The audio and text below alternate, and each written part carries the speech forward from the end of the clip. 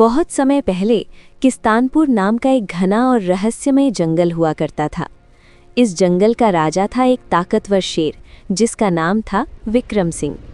पूरा जंगल उसके नाम से डरता था।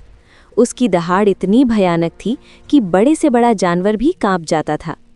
एक दिन उसी जंगल में एक नई बकरी आई जिसका नाम था टूनमी। बाकी जानवरों से अलग टूनमी की आंखों में डर नहीं, सवाल थे।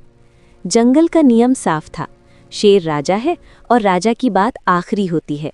लेकिन टूनमी के दिल में साहस की आग जल रही थी। एक दिन टूनमी अपने झुंड से अलग जंगल की गहरी पगडंडी पर चल पड़ी। अचानक उसके सामने खुद जंगल का राजा आ खड़ा हुआ।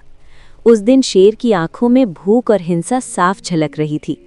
टूनमी का दिल जोर जोर से धड़कने लगा। फिर भी उसने हिम्मत करके विनम्रता से बात की। शेर बोला, मैं रास्ता नहीं दिखाता, मैं फैसला करता हूँ। डर के बावजूद टूनमी ने एक सवाल पूछ लिया। शेर को इतनी सीधी बात सुनने की आदत नहीं थी, उसका गुस्सा भड़क उठा। तभी ऊपर से एक बहादुर चमगादड़ ने आवाज़ दी। उसने कहा, राजा, क्या ताकत से बड़ा न्याय नहीं होता? शेर पहली बार गहरी सोच में डूब गया।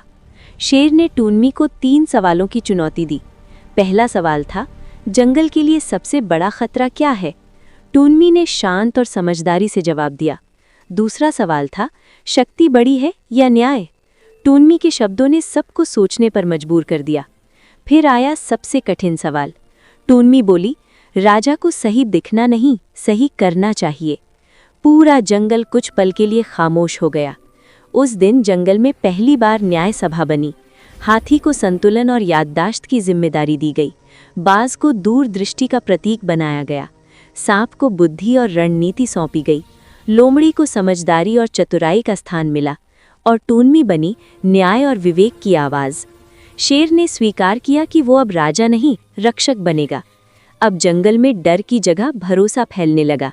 सभी जानवर मिलजुल कर शांति से रहने लगे और इस तरह किस्तानपुर जंगल में न्याय और